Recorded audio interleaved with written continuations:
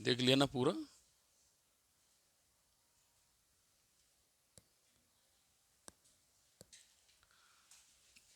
Hello बच्चों, good morning. हम लोग बेटे आज एटम पढ़ेंगे।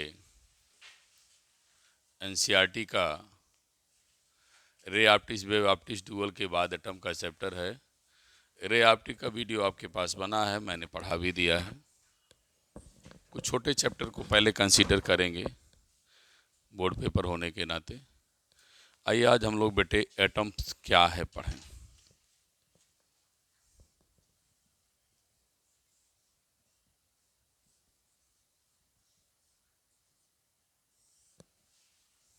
एटम्स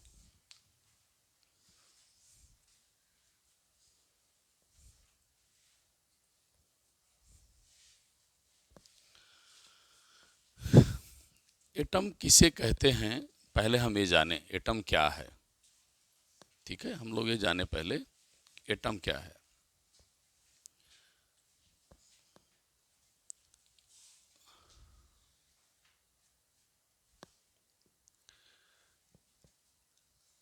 प्रत्येक मैटर किससे बना है?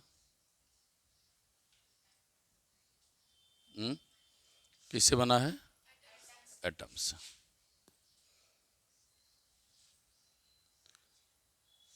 प्रत्येक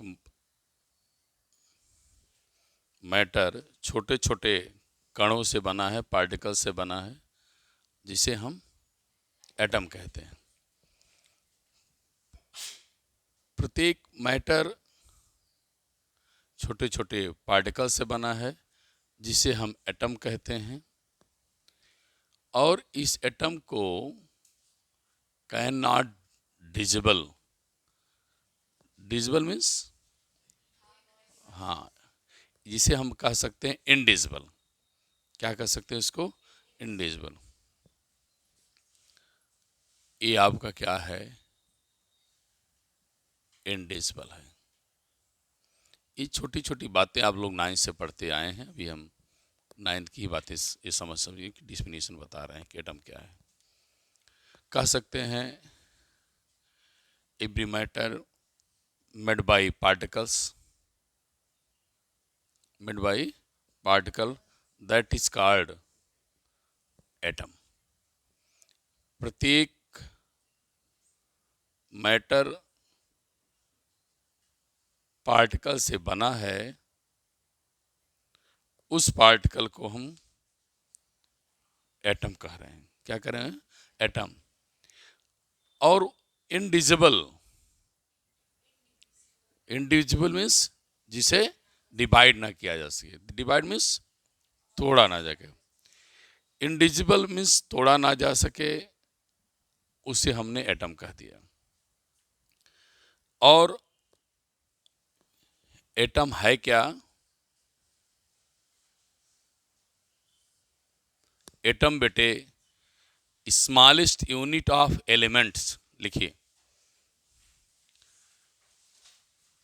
the small unit of element, small unit of element that has all properties of, that has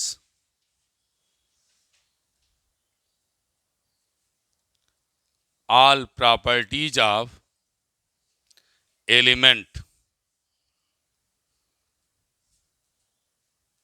elements माने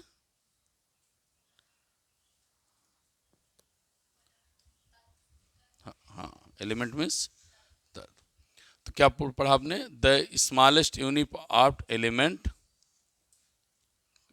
that has all property of element. Element का सबसे छोटा पार्ट जिसे हम यूनिट कह रहे हैं, तो क्या लिखा है? Smallest unit of element. Element की सबसे छोटी जो यूनिट्स है वो क्या है? एटम है। जो बेटे एलिमेंट की सारी प्रॉपर्टी रखता हो। जो क्या करता है बेटा? एलिमेंट की सारी प्रॉपर्टी रखता है, उसे हम एटम कहते हैं। अब तो समझ में आ गया क्या है? एटम इज द स्मॉलेस्ट, हाँ, समझ में आ गया बात। एटम क्या है ये आपको समझ में आ गया। Atom is smallest unit of element, element की सबसे स्मॉलेस्ट यूनिट है और एलिमेंट की पूरी प्रॉपर्टी रखे, उससे हम बोले क्या बोलना चाह रहे हैं, एटम बोलना चाह रहे हैं। अब एटम के बाद बात आती है बेटे मॉडल क्या है। अक्सर आप लोग छोटी छोटी बातें जान जाएं तब मैं आगे क्या मॉडल है कैसी बातें हैं बताऊं। मॉडल क्या है, एटम समझ गया ना। एटम क्या है, स्मॉलेस्ट यूनिट है किसकी, एलिमेंट की, जो एलिमेंट की प्रॉपर्टी भी रखता है। वो बात छोड़िए, खत्म हो गई बात। अब बात आती मॉडल क्या है, बोलिए। किसी चीज को रिप्रेजेंट करने वाला मॉडल कहलाता है। अक्सर हम लोग सुनते हैं, फिर फिजिक्स में हम लोग बनाते हैं कि मॉडल क्या बनाया आपने, किसी के बारे में एक्सप्लेन किया जाए, उसके बारे में बताया जाए, वह मॉडल होता है। कहते नहीं लोग स्कूल में बेटे कि आज फिजिक्स का मॉडल बनाया, केमिस्ट्री का मॉडल बनाया, बायो का मॉडल बनाया। मॉडल का मतलब है किसी के बारे में, स्पेसिफिक पार्ट के बारे में, स्पेसिफिक चीज़ के बारे में हम क्या करें, एक्सप्लेन करें। लेकिन यहाँ क्या है बेटे, एटम की कंस्ट्रक्शन के बारे में, एटम का जो स्ट्रक्चर है, क्या लिख रहा हूँ, हाँ स्ट्रक्चर, स्ट्रक्चर मीन्स आकार। एटम का जो आकार है उसमें क्या पाए जाते हैं, बोलो यार, पॉजिटिव और नेगेटिव चार्ज। इन्हीं पॉजिटिव नेगेटिव चार्ज के डिस्ट्रीब्यूशन के बारे में जानना पहचानना मॉडल कहलाता है। बात समझ आ गया क्या बोला, मॉडल क्या है, हाँ, experimental regarded, explanation regarded structure, structure of atom, atom के बारे में लिखा रहा बेटा, रुको, एनालिसिस करना, एक्सप्लेन करना मॉडल कहलाता है। तो एटम में क्या है, पॉजिटिव और नेगेटिव, हमें कह सकते हैं पॉजिटिव नेगेटिव चार्ज के डिस्ट्रीब्यूशन के बारे में हम स्टडी करें, जानें, एक्सप्लेनेशन करें, तो हम मॉडल कहलाता है। तो लिखिए इसको, an explanation regarding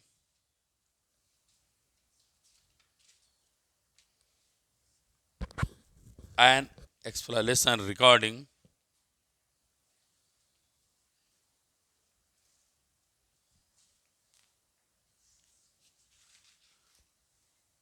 the structure of atom is called an atom model.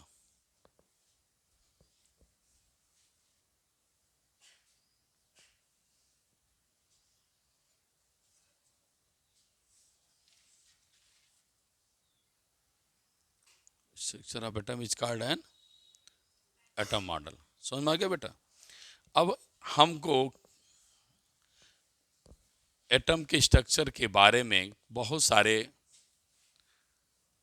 Scientist ने अपनी अपनी मत दिया था। कुछ तो आप लोग ने सुना है, कुछ हम आज आगे और डिटेल में बताएंगे। इस एटम के अंदर, इस चैप्टर के अंदर केवल मॉडल ही पढ़ेंगे, मॉडल के अलावा कुछ नहीं। तो पहला है क्या बेटा, पहला मॉडल क्या था, लिख तो लें कम से कम, है थॉमसन मॉडल। क्या था बेटा, थॉमसन मॉडल, लिख लिए थॉमसन, ठीक।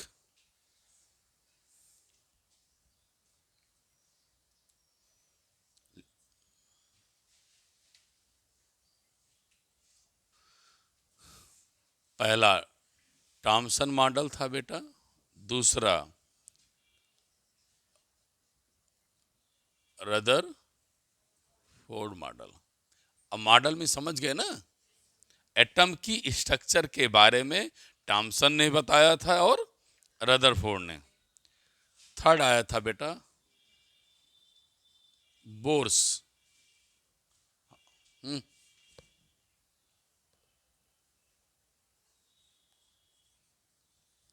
क्या है, Bohr's Bohr model, R silent है, नहीं तो इसको बोहर कर डालो, बोर मॉडल है। हाँ, चौथा था, चौथा सुना है आपने?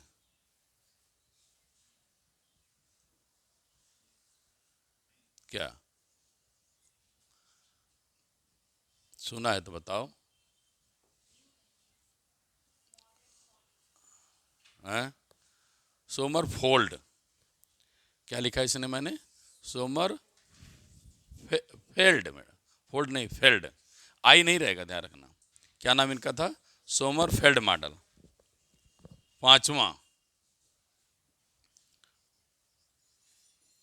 वेक्टर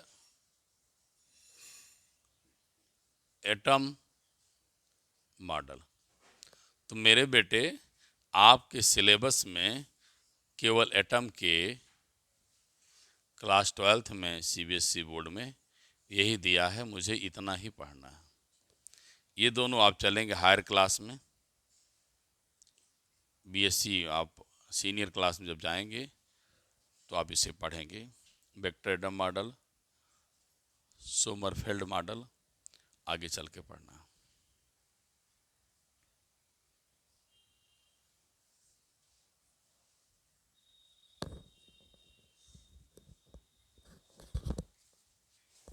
ठीक है? ठीक है बेटा, कोई दिक्कत तो नहीं है ना?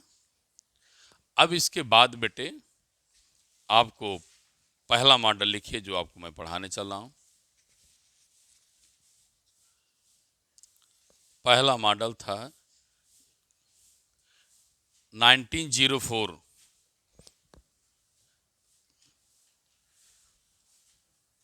1904 में जोसेफ जोसेफ थॉमसन मॉडल आया था।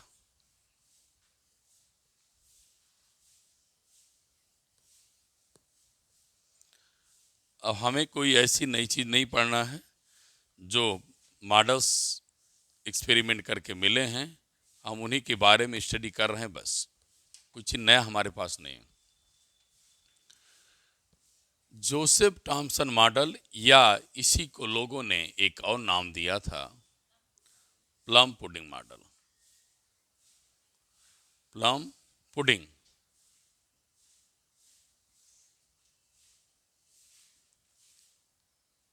मॉडल क्या था? Plum pudding model. Plum pudding model क्या था बेटा? इन्होंने बताया था कि होल एटम की बात करें,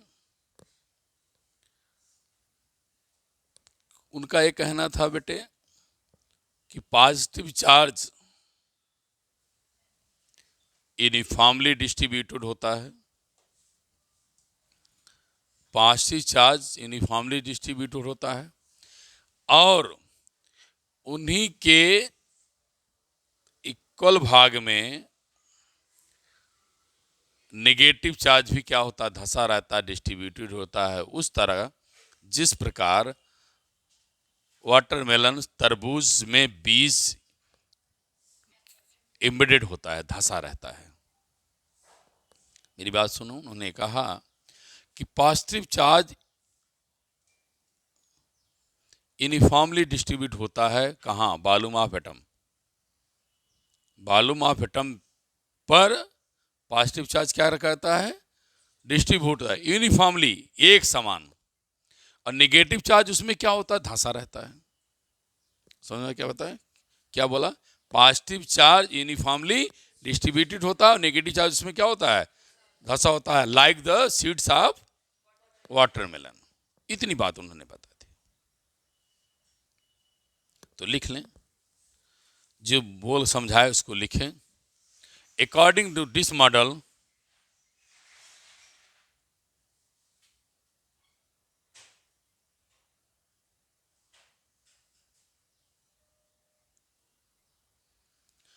the positive charge of atom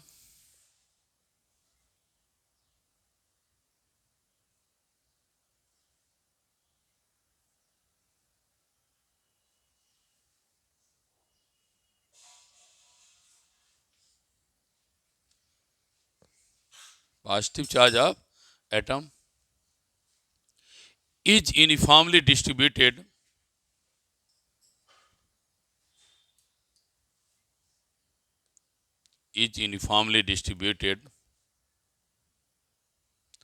throughout the volume of atom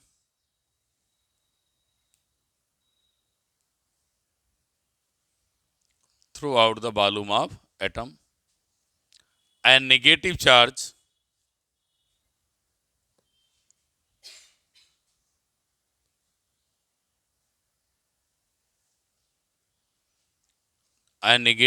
electron are embedded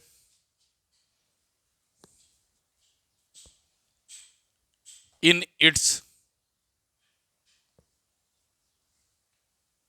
like seeds in watermelon.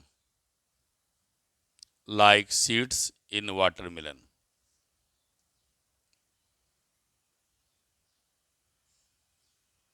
बेटे याद भी हो गया होगा, ठीक है, कोई समस्या तो नहीं है, ठीक है।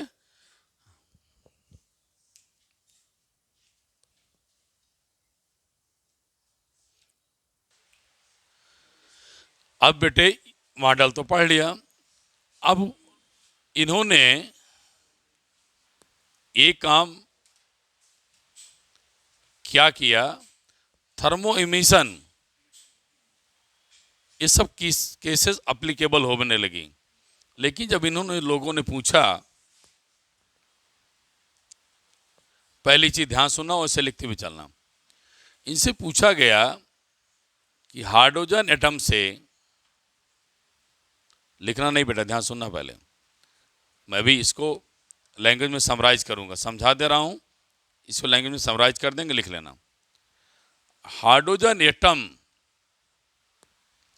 से बहुत सारी लाइन निकलती हैं, लाइमर, बामर, पास्चन, ब्रैकेट, फोंड। इन्होंने ये चीज नहीं बता पाया, ये फेल हो गए कि हाइड्रोजन एटम से बहुत सारी लाइंस निकलती हैं। जब इनके बारे में एक्सप्लेन नहीं कर पाया तो इनका मॉडल इस केस के लिए क्या हो गया, फेल हो गया। इसलिए आप हेडिंग डालिए फेलियर्स, जिसे आप क्या कहते हैं, ड्रॉबैक। ड्रॉबैक लिख लें।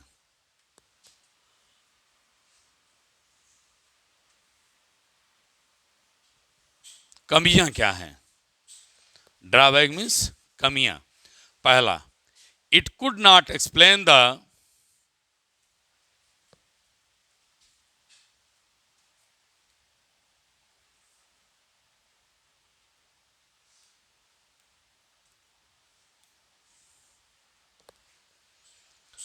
origin of several spectral series, several spectral series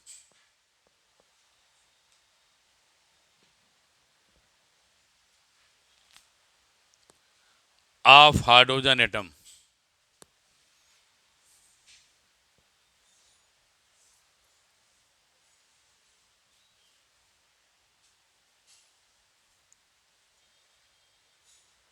second point, second point समझते चलिए तब लिखना बेटा। जब अल्फा पार्टिकल की,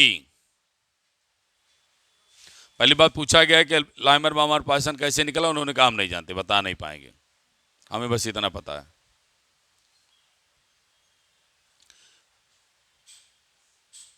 फिर उनसे पूछा गया कि अल्फा पार्टिकल की बम्बार्डिंग की जाए तो बड़ी तेजी से डिफ्लेक्ट क्यों हो जाता है, क्यों मुड़ जाता है, क्यों स्क्रैच कर जाता है, क्यों फैल जाता है, वो नहीं बता पाए। उन्होंने डिस्ट्रीब्यूशन नहीं बता पाए, क्यों फैल जाता है, फिर वहां भी फेल हो गए। तो सेकंड पॉइंट लिखो, it failed to explain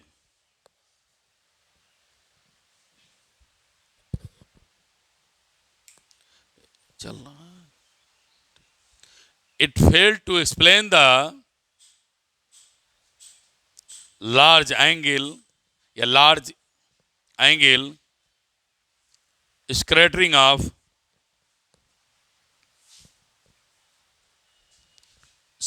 of alpha particles.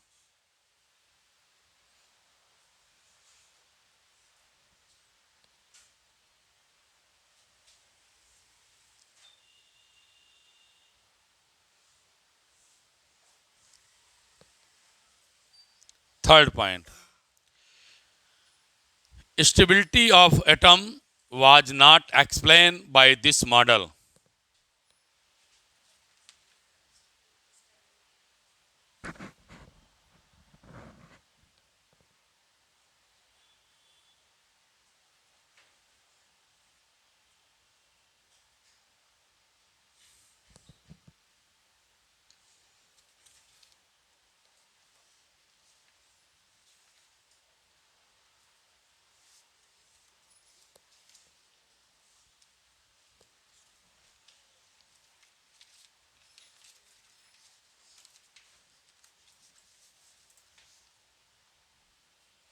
ठीक है, अब इसके बाद जब इनकी बातें सब सुनने के बाद सभी समझा कि इन्होंने नहीं बता पाया, तो इनके फेल होने के बाद कौन आए? रदरफोर्ड।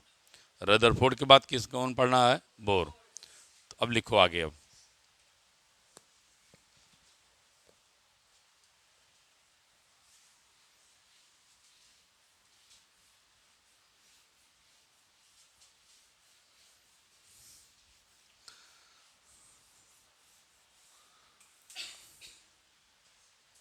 ठीक है, ट्रांसफॉर्मेटर समझ में आ गया? बढ़िया से आ गया? अब बेटे नेक्स्ट लेक्चर में हम लोग पढ़ेंगे रदरफोर्ड मॉडल। इस लेक्चर को यहीं पर क्लोज करता हूँ। Thank you.